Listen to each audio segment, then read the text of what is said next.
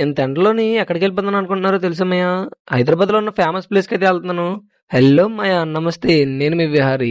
ఇంకా సీదా bus స్టాండ్‌కొచ్చేసితే bus ఎక్కేసాను. ఇంక కండక్టర్ బాబు చేతిలో డబ్బులు పెడితే మన చేతిలో అయితే టికెట్ అయితే పెట్టారు. సో ఎండైతే చాలా ఎక్కువ ఉందనేసి ఒక కొబ్బరి బొండం అయితే తీసుకున్నాను. చూసారు కదా మామ నేనైతే ఎక్కడికొచ్చానో హైదరాబాద్ ఫేమస్ ప్లేస్ చార్మినార్‌కైతే. చార్మినార్ అని ఎందుకంటారో తెలుసా? 4 స్తంభాలు ఉంటాయి కాబట్టి. నేనైతే సండే రావడం వల్ల అయితే ఫుల్ క్రౌడ్ అయితే ఉంది.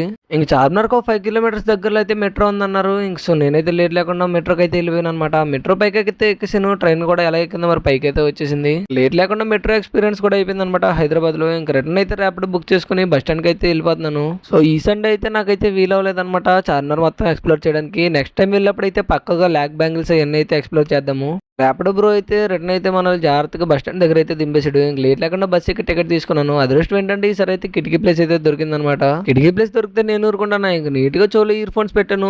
మంచి మెలోడీ అయితే పాటలు పెట్టాను. నీట్‌గా పాటలు వింటున్నానో లేదో ఈలోపే డ్రైవర్ అయితే మా స్టాప్‌కి అయితే తీసుకొచ్చాడు. ఇంక లేట్ లేకుండా దిగేసి ఒక థమ్స్ అప్ అయితే తీసుకొని తాగాను టండర్ కోసం అయితే. హైదరాబాద్‌లో మీకు తెలిసిన మంచి ప్లేస్ అయితే కామెంట్ చేయండి. నెక్స్ట్ వీలున్నప్పుడు వెళ్ళొచ్చేద్దాం. ఇలాంటి మరిన్ని వీడియోస్ మీ ముందుంటా. ఈలోపు మీరు ఛానల్ అయితే సబ్స్క్రైబ్ అండ్ ఫాలో చేసుకోండి.